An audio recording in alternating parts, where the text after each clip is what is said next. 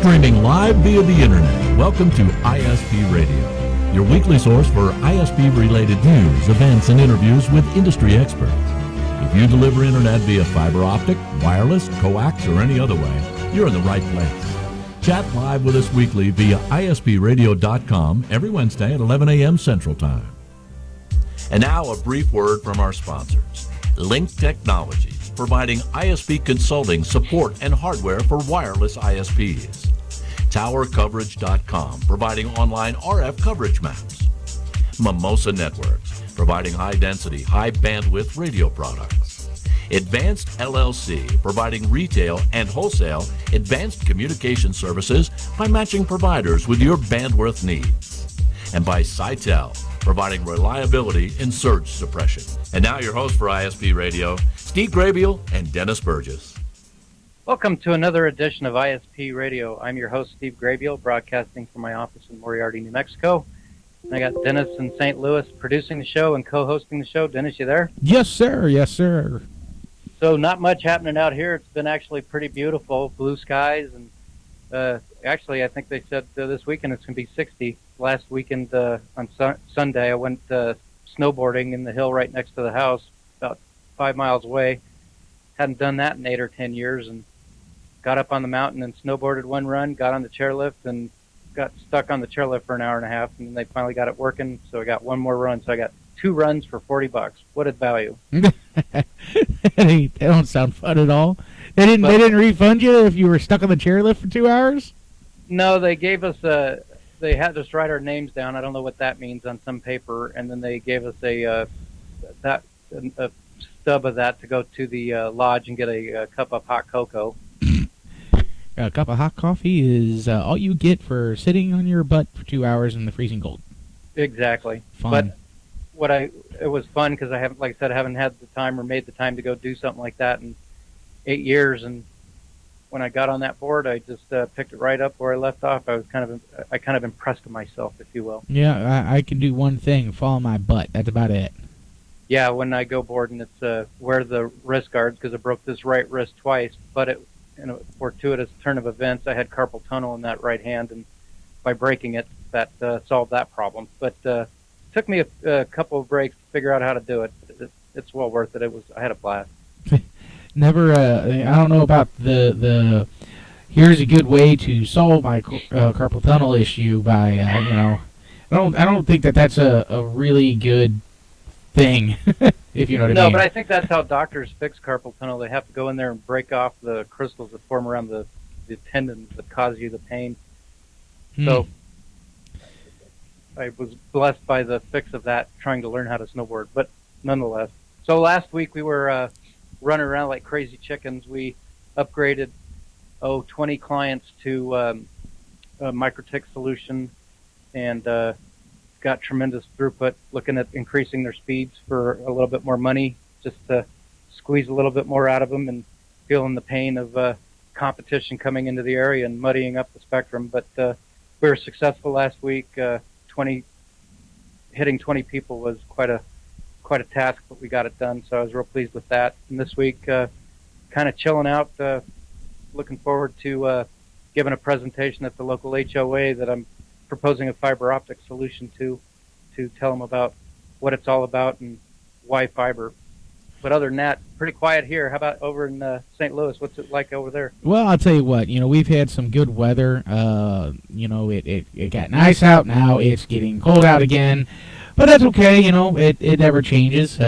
Wait 5 minutes and the weather will change here in St. Louis. Simple as that. So yeah. But other than that, as far as everything in the office, been busy. Lots of new, both new customers, lots of projects. This is kind of the busy time of the year. Everybody gets their new budgets for the new year, and everybody keeps busy. So that's really good. It was kind of interesting that you mentioned about putting up some new MikroTik solutions and things like that. Because we actually just got some of our very first shipments of the new MikroTik CPEs and APs. So they have a new, I can't think of the model number, and I'm actually scrolling here trying to find the dang thing.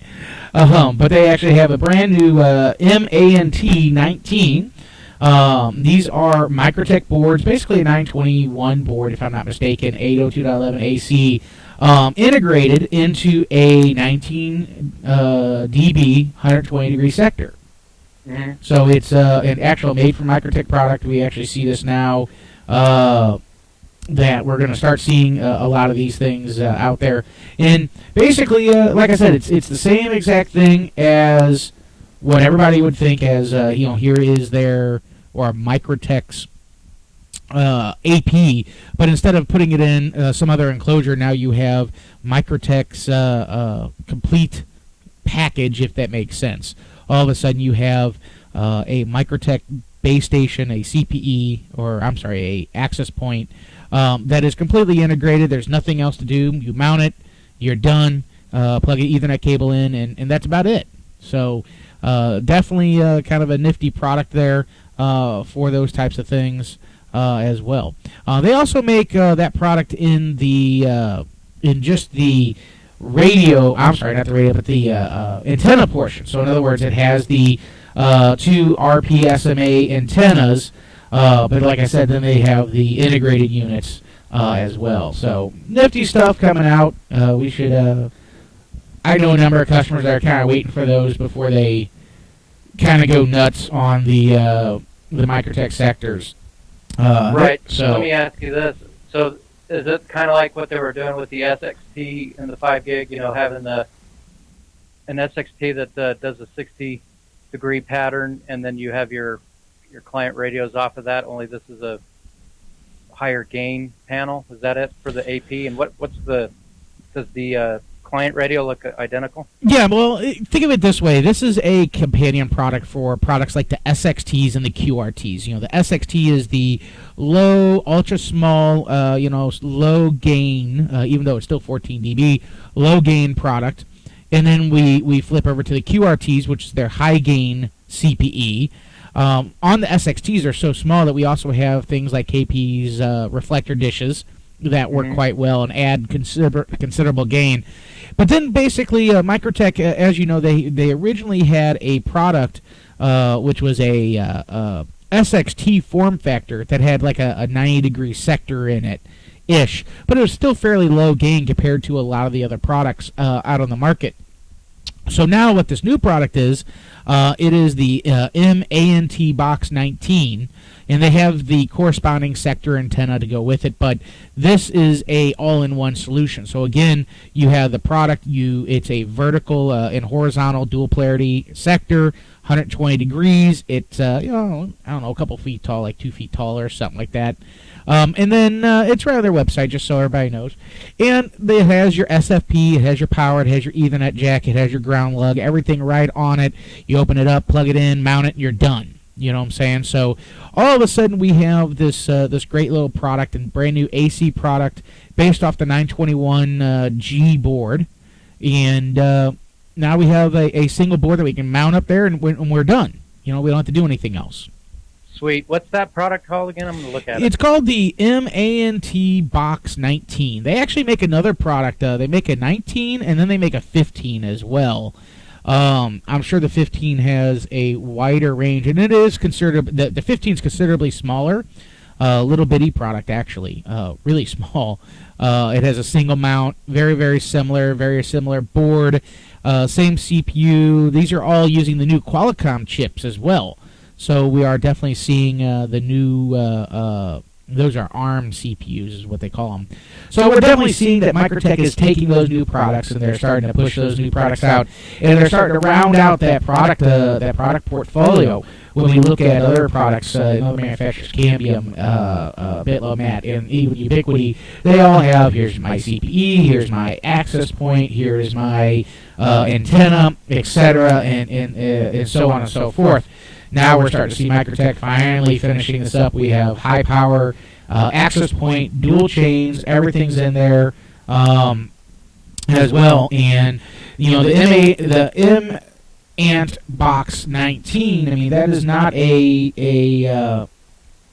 it's not a big product, and it makes it very easy. And the pricing's quite good. It comes with your power supply, PoE injector, everything like that. So.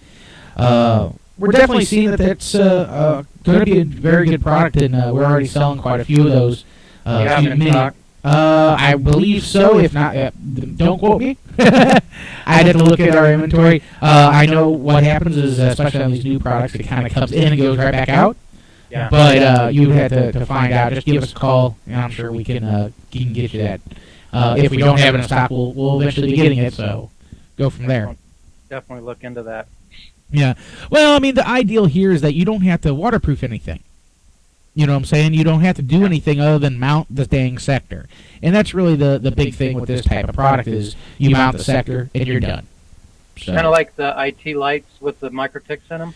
Very, very similar. Very, very similar. Yeah. The difference is that you don't have to put them in. And now this is, again, a board and antenna that is specifically designed for the Microtech product line. Right. No, exciting stuff. Finally, an end-to-end solution. Yeah, Not I mean, that they haven't had one, but something with more gain. Well, yeah, something with more gain, and then there's nothing else, nothing else there. So, anyway, we got our caller for today. We're going to add him in on the session here. Here he comes. Well, for today's show, we have Layne Sisk with ServerPlus. Layne, you there? Yep, it's still trying to connect. Okay. Yeah, we're still trying to connect. Technology. Yeah. Here we go. Hey, Layne, you there? I am here. How are you? Excellent. Hey, let's see if we can get you. I don't think. Yeah, you're not in the group call. Let's get our group call going here. And we'll get you on, okay? I'm going to just add you over here. Hold on a second. Sounds good. We'll get you in.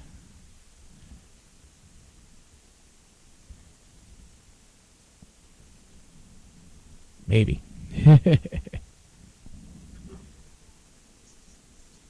Do. Steve, you with us? Maybe not.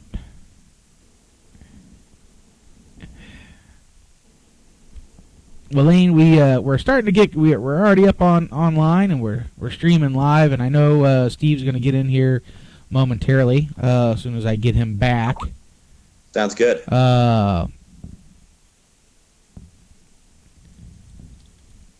Let's try to add him again. Technology's fun, right? Yeah. I mean, usually this comes right up, and we don't have no normal issues, but. I know a good call center you can call for support. Yeah. Let's try this again. Give us a second here. We're gonna just end this call and we're gonna try it again, okay? Okay. We're gonna get everybody here. Definitely not a problem. Do. I'm back. Hey there, Steve. We're just seeing if Layne comes in. I'm here. Hey, we do have Layne. Awesome. We'll turn on the video. We'll get everybody up online here. So today, for everybody that is participating and listening in live, we're going to have Layne with ServerPlus. He's going to be talking to us about their products, etc. Layne, do you got your video going on yet? Might have to hit the video button again. I'm doing this on my iPhone, so. Fun. iCranny, right? Yeah. Yeah, no big deal. So, Layne, tell us about ServerPlus. What do you guys do? Where'd you come from? How'd you get started? How's that? Yeah, we have been in business since 2000. We started way back in the olden days where we did tech support for dial-up. That was our very first client was actually a company that sold a CD to truckers so they could call in from truck stops around the country using dial-up to email and connect with their families as they were traveling. I started selling product on the internet before there was a web. Those of you who have been in this business a long time remember news groups, and I was selling product on news groups before there was a web. When there was a web, we launched a website called fantasticdeals.com, and we sold all kinds of liquidation and closeout products. Kind of a very, very small version of what Overstock does. Did that, and we had an ISP who wanted to sell our product on their website, and they did so. Didn't pay us for the product, and they went out of business, and I ended up owning an ISP. I started calling around to other ISPs to ask them who they used for tech support, and all of them told me how horrible their tech.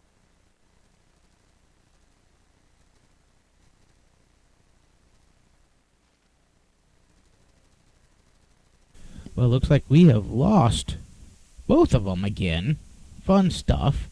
Nothing can be perfect on the internet, of course. Let's see if we can get everybody back going again.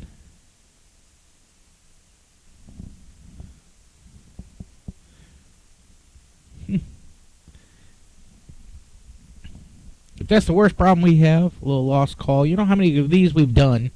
We have done quite a few of these, and we've never had actually a lost call like that. That's a first, but I don't even think they know about it. Yeah, let's get them back in here.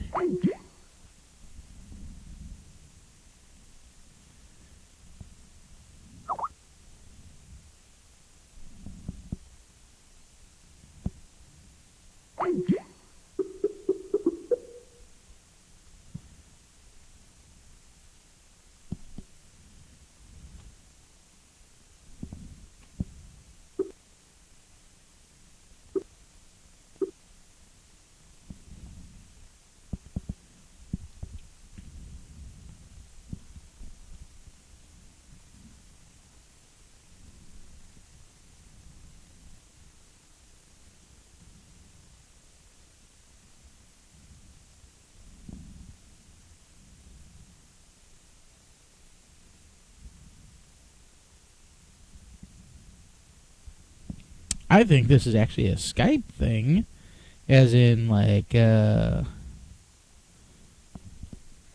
being down or something. Odd thing. Let's see if we can get just Steve back Gathering here. on news groups 20 years ago. Wow. And so you took over an ISP just by it falling down. What was that experience like? Did you know anything about being an ISP? I had no idea. I knew nothing at all about it. But immediately I contacted people to find people who could provide all the services, provide the dial-up connectivity, provide the tech support, and that's kind of when I saw that opportunity. We now have moved. We actually still have a dial-up queue that takes probably about 15 or 20 calls a day. Wow. But the majority, probably 60% of our call volume now is fixed wireless. We've kind of specialized in that particular segment of the industry.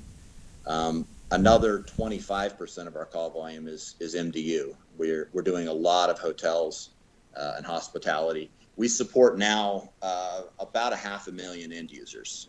Oh, good. So it's grown from my 500 subscribers that I got with that ISP to a great number. We have over 100 employees in 4 different locations. So that's awesome. And where is the home office? Our home office is in Orem, Utah. Okay. Just about 45 miles south of Salt Lake. For those who used to go to Animal Farm, unfortunately, it's not happening this year. But those who used to go to Animal Farm, it was the one show that I could sleep in my own bed and go to the convention, so it was kind of nice. Right. Well, that actually brings me to a really good point here. For those of you that don't know, as you just said, there's no Animal Farm in Utah. However, Animal Farm is actually going to be moved to Louisville, Kentucky this year. It is. Yes, sir. So we're actually going to have WISPA is going to kind of take over the Animal Farm show, and we're going to try. It's going to be a moving show along with WISPA America. So not only are you going to have the Animal Farm show with the technical aspects that Animal Farm always had, but now you're going to have the rest of the show, which is also offering business and marketing tracks, and things like that too. So good stuff that now that's occurring. That Louisville show is coming up here. What is that, in March? It is, yeah. And in fact, I'm actually part of the agenda committee for that, and we've been able to put a Animal Farm track in. So those who are just the only reason they went to the Animal Farm show is just for that stuff, they could follow that track all the way through. Yep. So that's a really good thing. At least we're keeping the event alive. Just for everybody's knowledge, that's WISP America. It's March 15th through 17th in Louisville, Kentucky. Really great thing. I get to drive there. It's about a 4.5 hour drive or so. Not too terribly bad. Straight shot. Nothing really to see through Illinois, though. Sleep in your own bed, but close, right? The hotel's a real nice hotel. You got 4th Street's only a couple blocks away, so you can walk to 4th Street down there, right downtown in Louisville. So it definitely is it should be a great show, and there's a lot of really good stuff down there. Whenever I was there last, we did a dinner, and I think you had to have like 10 or 12 people or something like that. You had basically 3 options: a pork chop, a steak, or some fish. And then the owner came around once everybody got settled, and you had a flight of bourbon. So you had 3 different bourbons there, and he went in through the proper tasting techniques, how bourbon came about, all this kind of good stuff. It was actually, he spent every bit of 30 minutes with us on that. And then I got the pork chop, and I'll tell you what, is a dang good pork chop. So there is a lot of really good places down there to eat, a lot of really good places to visit, good nightlife. So it really should be a great show. And then like you said, with the new Animal Farm technical track, I think that's going to be a really, really good thing. Unfortunately, it's not going to be in Utah, but I guess you get to go to Louisville, right? Yeah, I'm excited about the show. I think it'll be a great show. Yeah, I think so too. So I'm looking forward to heading out. I'll be there all week. But that's okay. I don't mind traveling every once in a while. My wife's not too keen on it though. Yeah, I know the feeling. Yeah, she's like, "Well, you're gonna leave me for a week?" I'm like, "Yeah, I am." See ya. Yeah, I've now gotten to the point where my kids are old enough that my wife gets to travel with me on occasion, and I like that. It's fun. Oh yeah. Oh yeah. So Layne, ServerPlus, you are a customer support business call center that helps ISPs field those technical questions. Is that correct? We are. We provide primarily our primary business is the tier 1 support, that both technical support and customer service, and we do that. We kind of have 2 different models. We have a 24/7, 365 operation, and so a lot of people have us do all of their tier 1 support. We do have we have another group here as well that does tier 2 support, which is basically network support that we can help with remotely. And then if it's something challenging, we help them get in touch with somebody like Dennis. But if it's something that's simple that we can help them with, we'll kind of help them do. And then we also provide a lot of ISPs say, hey, I've already got somebody answering my calls during the day. I've got somebody in the office. I don't really want to let them go. So we provide an after hours and weekends and overflow solution. So that way they can still be a 24-hour operation, but not have to pay somebody to sit there. Right. So it's pretty simple. How does that work? Say that, I'm interested in your service, and, we sign up. How does it work? Do I just forward the tech support desk to ServerPlus, and then you pick it up and answer it? Hello, higher speed internet. How does that work? Yep, exactly. So what happens is we take the calls. They come in. Typically, we have a asterisk phone system. Mm-hmm. So typically the calls are sent to us via SIP. We'll take those calls. We answer in the name of the ISP, and we're able to do the troubleshooting. We use a very robust ticketing system. It's something that we built in-house, and it has full integration with most of the billing systems that are out there. So we're fully integrated with PowerCode, with Visp.net, with Azatel. We're integrated with Platypus. We're integrated with Wismon and Billmax, and we're actually just finishing up integration, working with Simon on the sonar integration as well. So we're integrated with most of those, also like WHMCS and several of the others out there as well. But the way it works is we actually will pull a customer up in our system, and it actually queries the billing system of the company and pulls that customer information forward into our ticketing system. We're able to do the troubleshooting, and then when we're finished, the ticket and everything that we've done in our troubleshooting is then pushed back out to the external system. So although everybody has access to our system and can see everything that we've done, they don't need to access it. They can continue to work in the system that they're familiar with. Mm-hmm. So you have people that are Ubiquity gurus, MikroTik gurus, Cisco gurus. You've got a call center loaded with people that know how to deal with the typical stuff we go through, and by and large, have you rebooted your equipment? Yes, and we actually, what we find is that we resolve about somewhere between 80 and 90% of the calls that come into us. We're able to resolve on that phone call. Mm-hmm. There's, depending on the ISP and the situation, there's 10 to 20% of the calls that end up having to be escalated. Sometimes for a service call, our rule of thumb is there's three things that we're going to escalate to you. One of them is somebody who's requesting a credit, because my guys are very customer service oriented, and they're a little too liberal giving your money away. Mm-hmm. So we, if they want a credit, we always make sure it goes back to the ISP. If somebody wants to cancel, we will send that, make sure that gets back to the ISP so they can address that. And then the third one is something that requires a truck roll. But other than that, we expect our guys to be able to solve pretty much every problem that comes in. Right. So like if someone calls in and you resolve it, like I use PowerCode, and someone calls in and you guys grab the phone and you say you're integrated with PowerCode, so you guys respond to that ticket and set up a call log saying that, this such and such called, this was their problem, and this is how we resolved it, so that, the ISP the next day can look at it and go, oh, this person called, it looks like they're okay, I don't have to really call them back. Is that how that works? It does. In fact, what we do is we do all the ticket work inside of our system, and then what's pushed back into PowerCode and the notes in PowerCode is the details of our call. Gotcha. So it's one entry. Yes. Gotcha. No duplicate. And it's been nice. All of those billing providers have been willing to help us set up APIs, mm-hmm. To be able to integrate between the systems, and we're really in the industry we're the only ones that have those API integrations set up with all of the billing providers. So it's been a really nice thing. Yeah, that's a real big benefit. Hey, Dennis, you got any questions? It helps if I unmute myself here. The question I got is, customers call in and they go, hey, we bought a new Blu-ray, or we bought a new iPad. How we need to get it connected to the internet. Is that the type of stuff that you guys help with as well? Absolutely. We've got a lot of familiarity with all those devices.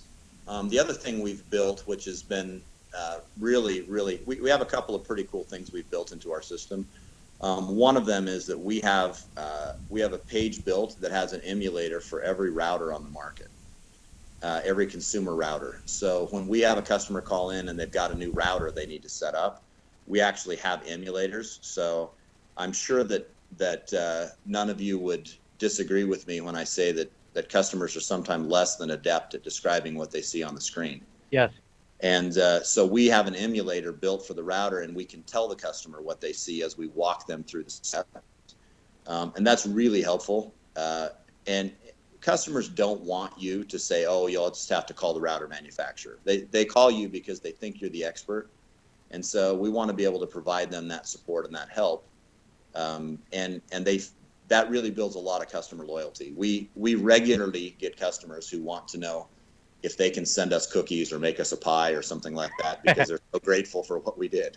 Yeah, it's, your story, your example is right on. I had a client yesterday call in wanting their wireless keyboard to connect to their computer.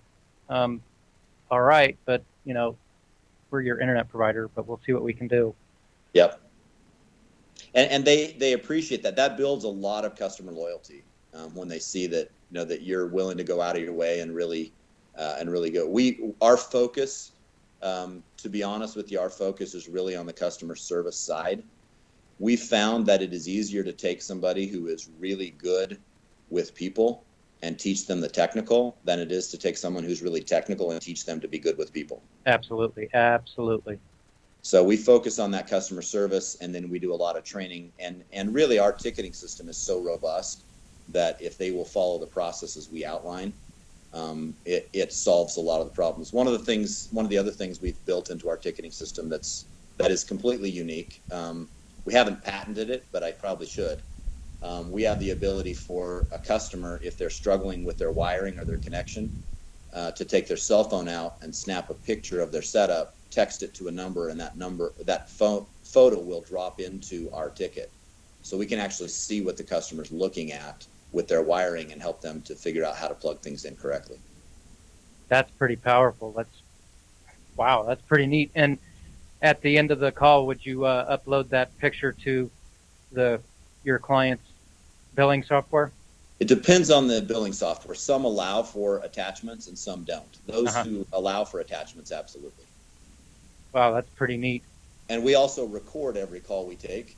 And so those call recordings for those who allow attachments can also be uploaded. So they can as an ISP, you have access anytime you want to hear anything we said. We want to be very transparent. Right. And if we're not doing something the way you want, we absolutely want to know, because we want to do it exactly the way you want. Mm-hmm. So do you dedicate call center personnel to various customers, or is it just one big call center and they could get a call from anybody anywhere, and it just pops up on their screen before they open up so they know what to say? We have three different teams. We have a dial-up group, which is a very small group, and then we have a wireless group, and that's their fixed wireless, and that's the guys that handle most of the calls of the people who might be listening to this. Then we also have a broadband and wireless group, and the broadband and wireless group are the guys who handle fiber. They handle voice over IP, IPTV. They'll handle hosting questions, that kind of stuff. There are more experienced agents. And so they've got a little bit more, but they still take those wireless calls as well. But what we found is that in order for us to scale and to be good at what we do, rather than try to create specialty teams, which is the aggregation of the service, is really what makes us a cost-effective solution. The number I use for cost effectiveness is if there's 720 hours in a month. And so if you had to pay one person to cover all those hours, even at $10 an hour, it's $7,200 a month. And we do our support for $3 a subscriber a month. So for a 1,000-user ISP, it's $3,000 a month as opposed to $7,200. So the cost effectiveness is there, but in order to make that work, what we do is we say we have all the calls go in, and our guys could answer calls during the course of their shift for 20 or 50 different ISPs. But what they'll find is that all of the details are contained within our ticketing system, and so they become accustomed to following the process and getting their details in the ticketing system, and they're able to provide very, very consistent level of support. Mm-hmm. I bet you guys probably get a lot of interesting statistical data across from many different providers. How many calls on average are reboots? How many calls on average are consumer router questions? That type of stuff. You get a lot of that kind of. You guys analyze the data like that, or? We do. I'm kind of a data statistics geek, and so I pay a lot of attention to those numbers. One of the interesting numbers is that if you look at a 30-day average, an ISP should average 1% of their customers' call on any given day. So over 30 days, they should get call volume that's equal to 30% of their customer base. And it's interesting when I give that number to people. Sometimes they kind of furrow their foreheads and say, "Hey, I don't think that's right for me," and they go back and pull their numbers, and it's almost always right on. because we see it with enough volume. It allows us to predict. I know if I'm going to add a 5,000 user ISP, that I should expect 50 calls a day from that ISP, and I can count on that, and it helps me to staff appropriately. So you say, just to reiterate, you said about 1% of your client base will call in a day. Yep. Okay, that's very good dynamics. Yeah, just always interesting statistical numbers to come up with and see what actually occurs in those particular instances. Yeah, it's that number is pretty interesting, and it's obviously there are days where everybody has higher call volume. You have a billing day or something like that where the call volume is higher. But if you look at it over the course of 30 days, that should be the statistical average, and it's pretty accurate. I had an ISP that had 6,000 users that was talking to us, and the guy said, I said, well, you should get about 60 calls a day, and he said, oh, no, we don't. And I said, okay, we'll go back and look at the numbers and let me know what you got. And he called me back and he said, I think I want to sign up. And I said, why? And he said, we get 59.6 calls a day. And I said, well, that means you're right where you should be. I always go back to the story. This actually goes back to using a billing platform, but it's very similar. I had an ISP, about 2,000 subs, that they had a number of support agents during the day taking phone calls. And when they went to a billing platform, they finally went to a billing platform that actually had a ticketing system. Before they didn't even have, they just answered the phone, oh, you need to hook up a Blu-ray player, not a problem. And this was quite comical because right after they went to this ticketing system and everybody was put in, and now the agents have to have, now they have to be able to associate an account with the call. So what they found was, out of all their call volume over the next few months, almost 50% of it, it was actually a little higher than 50%. Almost 50% was customers that were no longer customers. They switched to cable or DSL, fiber, other types of services, but they were still calling this company for support for their internal network and for their Blu-ray players and why is my Netflix buffering and that type of stuff. And it just, yep. I sit there and I go, how can you run a business where these guys aren't even your I mean, 50%. They had 4 people full-time answering the phones, and 50% of their time was spent on people who don't even pay you. Right. Yeah, I just sat there and I'm like, it just makes my head hurt when I sit there and think of that. We pull the statistics, and the nice thing is that our ISPs have the ability to go in real time and pull statistics for what their calls were about for any date range they want, and it's just available for them anytime they want to do it. What we find is that we'll look at that information and we'll quickly be able to say, hey, these are the things that people are calling about, and let's be honest, people don't call tech support because they're happy. So if you're looking for what can we do to improve the level of service, the things that customers call about the most are the things that you probably want to put your focus on. Right. And so being able to pull that report and see this is what's driving calls allows you to then focus your resources on the most effective and the most important things when it comes to your customer satisfaction. Yeah, that's powerful. Have you ever found where an ISP had people that they employed, and once they got with ServerPlus, they got rid of all their help? Hey, it's kind of a funny story. There's an ISP out of California that we do work for, and they're actually a CLEC. And so they provide primarily DSL. They do some wireless. And when the guy came on board with us, he had 14 tech support agents. And he said, he asked me about doing after-hour weekends. And so he kind of scaled back, and he wasn't doing 24 hours. We handled that. And then he scaled back a little more and a little more. And then I started noticing we were getting more and more calls in because we do not just after hours and weekends, but overflow. So during the day, if all their agents were on a call, then it would roll to us. And we started seeing more and more of their call volume come in during the day. And I finally called the guy and said, hey, I appreciate the volume. I'm just wanting to check and make sure that everything's working right because we're seeing an increasing volume during the day. And he said, yeah, I had 14 people when we started. I'm down to 1. And when he quits, you're getting all the calls. But he didn't want to fire anybody. So he just let them go by attrition. And as somebody quit, he just didn't replace them. So you guys are able to take over the full realm of customer support. And does that include, accepting people's payments and stuff like that when they call in? Absolutely. We take payments, we take new signups. Like I said, the only three things, if somebody wants a credit, if somebody wants to cancel, the reason we push cancellations back is because there's a lot of times there's an opportunity to save those clients, but it takes somebody from the ISP being willing to say, hey, we'll give you a month of free service or whatever it is. If there's been an outage and the customer's angry and wants to cancel, a lot of times they can be saved, but the save requires maybe a little bit higher level of authority to give right. something away than I want to give my tier 1 guys. Exactly. So 1% we should expect. So in my case, if I have 600, I should expect 6 phone calls a day. So I get more than that. So my network's broke. Well, and one of the other things we do is we expect that volume to be 1%.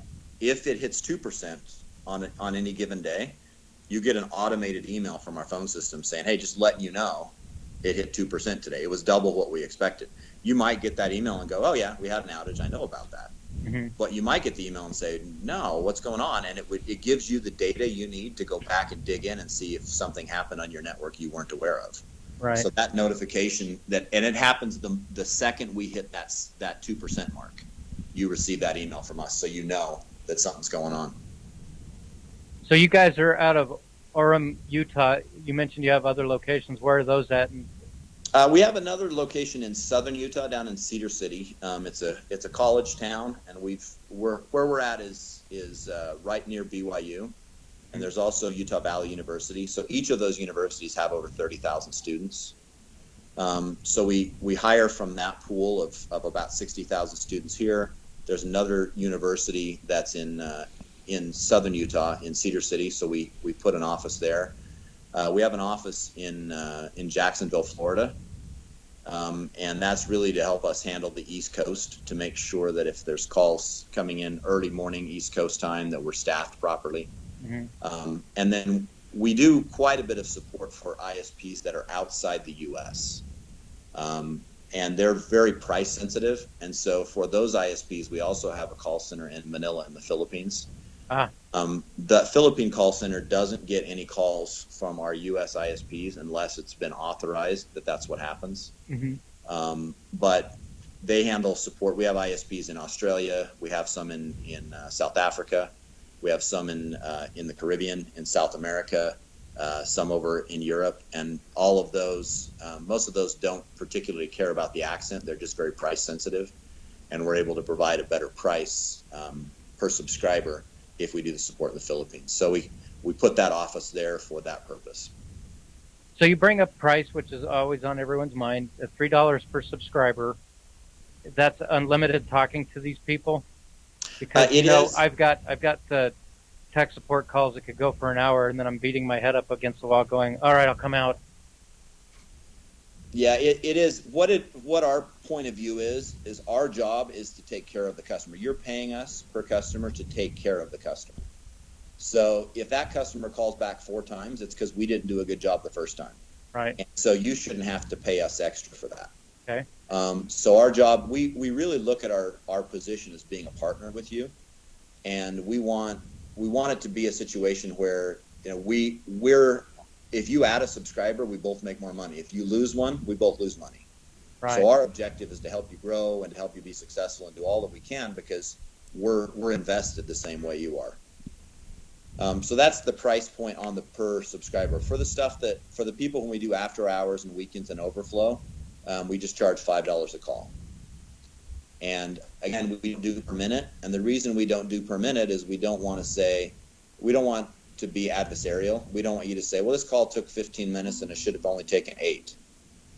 Our job is to take care of the customer. And if that means listening to her talk about her pictures of her cats for a few minutes to make sure she's happy, then that's what we do.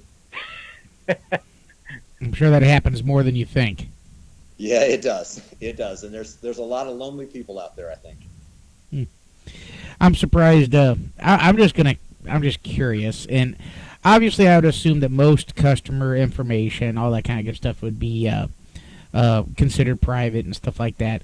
Do you ever get any of these calls, you get them online every once in a while, YouTube and various locations, where the commentary that they make is so absolutely insane that you have to laugh at it. We do. In fact, the example I give one of the things that we do as a company is we have a week-long classroom training before we do any mentoring or anything else. And I take 2 hours of that week-long classroom training to talk personally about customer service, because I want everybody to know how important it is for us as a company. And so I emphasize it with all of our new hires by personally doing that training. And I have a piece during that training process that I talk about. One specific call that came in from a lady who I won't bore you with the entire call details, but basically she partway through the call she started talking to this guy who was he was one of our younger technicians. He was 18 years old, just out of high school, and started talking to him and asking him if he liked. Oh, we lose him? Right at the pinnacle. Yeah. I was drawn in. Yeah, right at the pinnacle of the conversation, you know? Yeah. Say it again, Layne. I was sucked in. Yeah. So he was interested. He said, "Hey, do you like older women? Would you like to come over? If you come over, I'll make you dinner." And then she says right on the call, she says, "I've always wanted to have my own computer technician just here and naked at my house." And you could hear this technician just gag on the phone. He didn't know what to say. He was embarrassed. And the reason we found out about the call was, as I said, all of our calls are recorded. And so because the calls are recorded, the ISP happened to listen to this particular call. And they called us and said, "Hey, we just had sexual harassment training in our office, and this call came up. We're concerned. Do we need to fire our customer?" And I said, "No, I'm sure you don't. Let me talk to the technician." Went out and spoke with the technician, and he just lit up. His face was bright red. He didn't want to talk to me about it. As bright as mine is. And I said to her a couple of times, I said, I'd walk by him later on, and I'd say, "Hey, Suzanne's on the phone for you again." He'd say, "Shut up. I don't want to hear about it." But, yeah, we get some very entertaining calls. Fun. Oh, you guys need to have that little website that has, links to interesting calls. Yeah, there's some funny ones. We get some of the most entertaining is we get somebody who's had a few too many and they can't get their internet to work, and those are always fun calls. Yeah. You bring up a very good point. Customer service with the internet is the only reason they're calling is because it's not working. And by and large, if they're angry or they're drunk like that, how do you? Are you getting these young guys from the universities and folks, and are they technically savvy to start with? Number one, because trying to train a geek into being technically savvy is kind of impossible. You got to kind of be a human being first, and then be a human being first, and then the technical stuff comes along later as you learn. That's what amazes me, how you can deal with this, because for me, when it escalates to my desk, I tell my guys, look, they may not want to talk to me because it may be worse than what you told them. Yeah, my guys, we work on one of the first skills we teach them is when the customer calls in, they're in attack mode quite often. And what we tell them is if you can prove to the customer by the things you say that you are their ally and that collectively you want to attack the problem and take the attack away from being personal and focus it on being an attack to the problem. And the customer calls in and says, "I'm trying to connect and I can't connect and I'm supposed to send this email out and it's a business email and it's really important." The answer we give that customer is, "You know what? I've had that happen to me before too. That's super frustrating. Let me help you. Let's get this fixed because I want to help you for sure." Right. That focuses the anger and the frustration on the problem and away from the technician, and that allows that technician then to go into the troubleshooting and get a cooperative customer who's willing to do it because they believe they're working on the problem together. Exactly. I think I got a new business venture for you guys.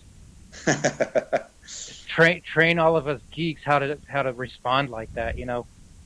It's a challenge, but like I said, what we found is we're better off hiring people who are very good at the customer service side. Yes. And teaching them, okay, here's the technical things you need to know. But that ability to just be nice is something that we focus on during our hiring process. Right.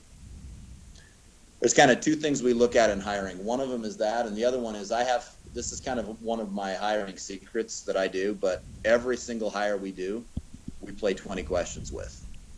And the reason we do it is I want to see what their problem-solving skills are like. I want to see what their ability to logically think through a problem are. Mm-hmm. And we find that the people who can get the answer in less than 20 questions are typically pretty good hires.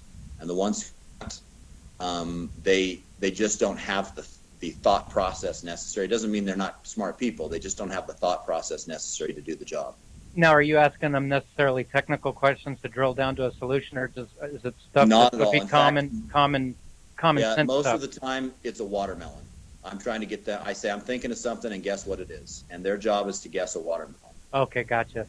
But That's I'm looking brilliant. for that ability to logically walk through that troubleshooting and figure it out. Gotcha. Not a problem. Well, Stephen, I think we're about out of time here.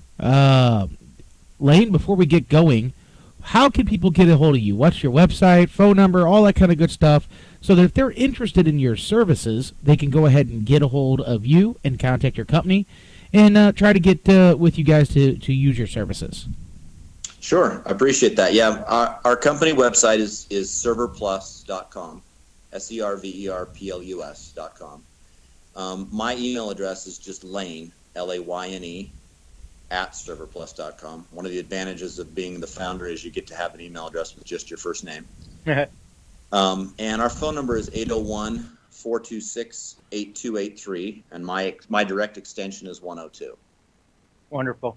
Love to chat with anybody. And by the way, just to throw this out there, because we have a lot of experience dealing with a lot of different systems, billing systems, monitoring systems, all those types of things, we see all of them in use on a regular basis. I'm very happy to just answer questions if somebody's trying to evaluate between a couple of different systems. I'm happy to answer questions from a tier one point of view. How do those systems work for you? And give you some feedback so you know, hey, this one would provide me with these things. Rather than have to go out and try each system individually, you can get a little feedback from somebody who sees them all. Right, who's dealing with it from a standpoint of customer service. Wow, that's cool. Well, I want to thank Layne for being on the show. Very informative show about ServerPlus. I think that they've got a great product. So if you guys are interested, please contact Layne. And Dennis, thanks for producing the show. Gentlemen, you guys have a good week, and we'll talk to you next week. Okay, thanks so much. Thanks a lot, Layne and Steve. I will see you next week. You bet. Bye-bye. Thank you for listening to ISP Radio. We hope you've gained new insights and additional wisdom in our industry as well as your business. Please remember to visit our show sponsors via the links on ispradio.com. If you're interested in becoming a show sponsor, contact us at sales@ispradio.com. Now go out there and push those packets as fast as you can. Good luck and Godspeed.